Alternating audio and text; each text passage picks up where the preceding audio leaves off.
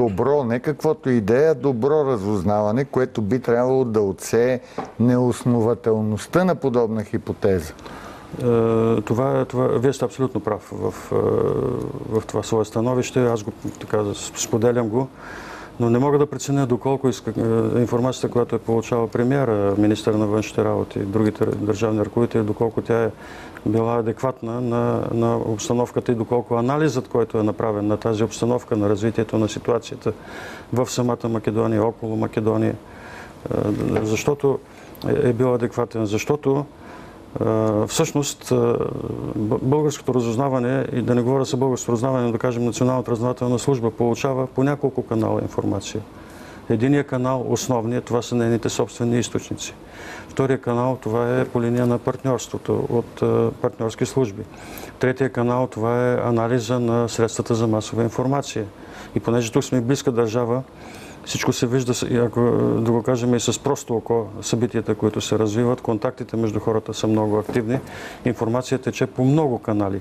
Ето тази информация действително трябва да се анализира, да се осмисля и ако ние считаме, че разузнаването трябва да е добро, то за това ще съдиме или е добро, за това ще съдиме по реакциите на политиците. Затова казвам, че по реакцията на господин премиера можем да съдим за обезпокоително състояние на разузнаването, освен ако не приемем много фантасмагоричната версия, че господин Борисов е реагирал така, за да съхрани дълбоко съкровенните източници в Скопие, които всъщност са казали истината. Което едва ли е така. Аз мисля, че едва ли господин Борисов е запознат в дълбочина с източниците. Няма такава практика, освен при изключителни случаи, когато се касае до... И то не с всички да бъде запознат. Не с всички, само когато се налага. Това е повод да върнем темата малко назад във времето, поради обстоятелството, че вече България няма държавни тайни и може да говори всичко за разузнаванията си, благодарение на европейския импулс на Комунистическата партия. Някога, тук колегата ви Велизар Енчев беше преди време и каза, че сме имали изключително силни позиции в Република Македония, още от времето, когато беше Социалистическа Република Македония в рамките на СФРЮ. По негови думи, с логистиката на първо главно управление на времето е била изградена македонската опозиция в лицето на ВМРО ДПМНЕ.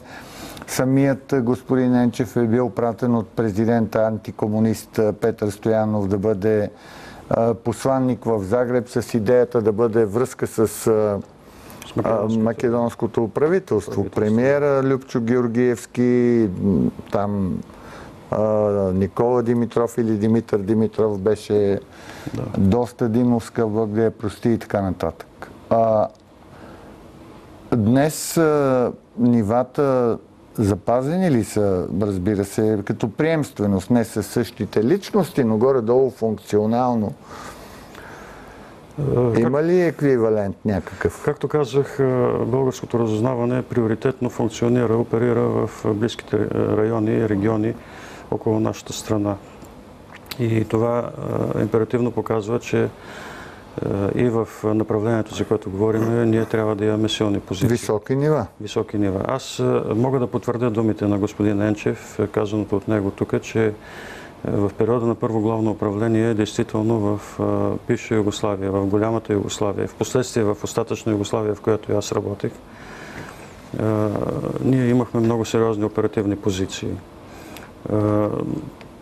Бях леко изненадан от конкретиката, в която навлезе господин Енчев, но очевидно той така е преценил, че трябва да се говори. То няма тайни вече. Искали сме с активни мероприятия да ги разбием с вестници, което е така. Това беше така. Истината е, че първо главно управление в лицето на своя 17-ти отдел работеше действително за разпадане на бившата Югославия, на голямата Югославия. И аз самият съм участник в тези събития, в тези процеси, оперативни, агентурни, активни мероприятия. Каква беше идеята, между другото? Защо е трябвало първо, значи говоря като журналист, иначе ако си говорим откровенно, да, така е, но Не беше ли сгрешена отправната точка като идея? Защо трябва да се работи за разпад на СФРЮ?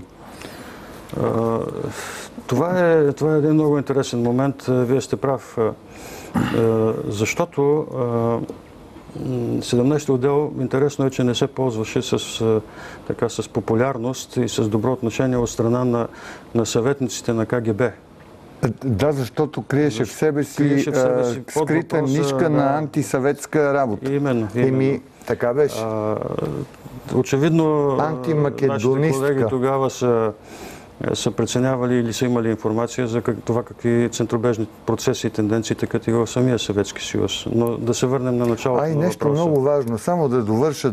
Дали има логика в това, че всъщност разпадайки, работейки за разпада на СФРЮ, Първо главно управление на практика разпадаше ключовия плацдарм, през който Съветския съюз влияеше за промяна на политиката на България по македонския въпрос, така наречения. Ето това е един от ключовите въпроси, наистина. Да. Колко е важно човек да трансформира информацията си във въпрос. Точно така. Да. Доколкото си спомням, от стратегически позиции погледнато, тогава се считаше, че в лицето на Югославия България има един тежък съперник на Запад. Една държава, която я затваря от Запад и която е с много по-силен политически, икономически и всякакъв кадрови и прочее потенциал.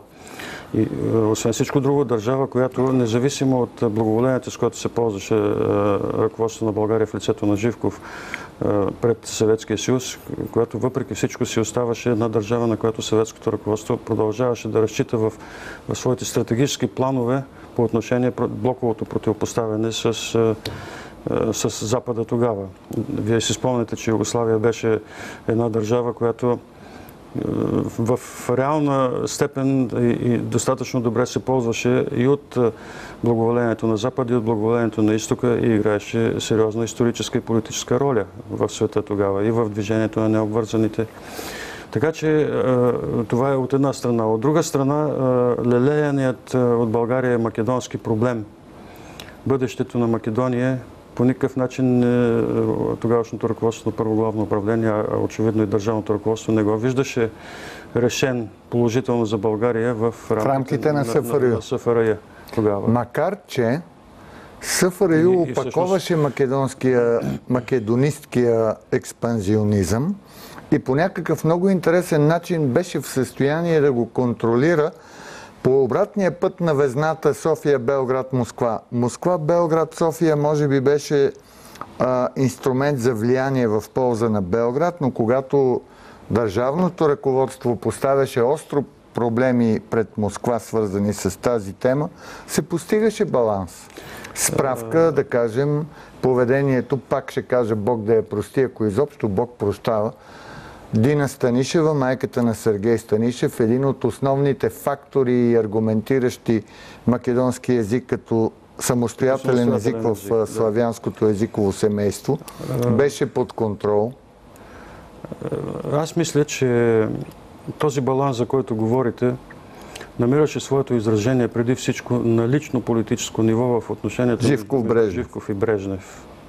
Имаше една техна стратегическа среща в Воден, на която Живков успя да убеди Брежнев, че всъщност Македония е създадена като самостоятелна, макар и в рамките на СФРЮ държава, на антибългарска основа и че всъщност там тече един процес на асимилация на населението с български корени. Само, че се намери един преводач български да открадне протокола и да го предаде в Белград и така. Да, един Димитров, който беше осъден за шпионаж тогава. Спомням си този случай. Но ако се върнем към началото на въпроса ви за приемствеността, аз мога да кажа много категорично, без да изпадам в детайли, че по направленията, по които аз съм работил в дейностите на Първо главно управление и Националната разузнавателна служба, имаше голяма приемственост и в това число и в сериозни оперативни позиции във всички държави на бивша Югославия. Сега много важен въпрос. Тази политика на Първо главно управление на своя глава ли се вършеше опита за разпад на СФРЮ или с санкция на държавното ръководство? Аз мисля, че първо главно управление тогава и всички служби тогава, както и сега, са функция на своята държава и на своя глава не могат нищо да вършат. Защото Велизар се героизира малко повече и каза, ние на своя глава ги разпадах. Не мисля, че е така. Беше индивидуален случай и аз го казвам с добро чувство и в положителен аспект, тъй като той е един изключително инициативен и активен човек и такъв беше като разузнавач. Аз съм... Близки ли бяха с Любчо Георгиевски? Близки бяха, да. Бил съм свидетел на техни срещи в България. Но когато вече беше премиер Любчо? Преди да стане премиер. Преди да стане премиер. Той кога разбра кои сте? Той за мен не разбра, тъй като аз не съм се запознавал, но присъствах в мястото. Не мисля, че открито Велизар някога му е казал кого представлява. С намигване му е подсказвал. Нямам такова впечатление. А вие, като директор на Националната разузнавателна служба, случвало ли се да ви се налага да влизате в оперативна функция, да легитимирате вербовка на съответното ниво високо в Македония, примерно? Вече като директор говоря. Това е много... Затруднявате ме с отговора, защото... Не знаете дали не е класифицирана информация? Да, защото тук трябва да се върви много тънко по ръба на допускане на класифицирана информация. Питам принципно. На информация. Защото тук трябва да говоря и за нещо друго. Това е за собствената оперативна и оперативно-вербовъчна дейност на ръководителите. Ето, това ще бъде следващата ни тема. Затова първо от фактологията. Случвало ли ви се да правите?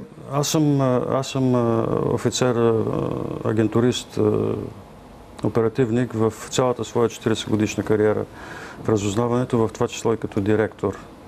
И що се отнася до темата, която вие засягате, да, не само ми се е случвало, аз съм работил активно и съм придобил източници на високо ниво. Именно в битността си на директор. В битността ви на директор? Да. Не е тайна, ако се върнем и към една тема, която беше спомената, макар и бегло, в рамките на изброяването на функциите на разузнаването, да бъде скрит канал за дипломация, че вие сте човек посещавал Триполи в най-невралгичния период от отношенията между България и Либия. Там имахте ли подобно влизане в оперативно-агентурни функции в Либия? На мен лично не ми се е налагало, тъй като там работехме... Като директор, да? Като директор, тъй като там работехме с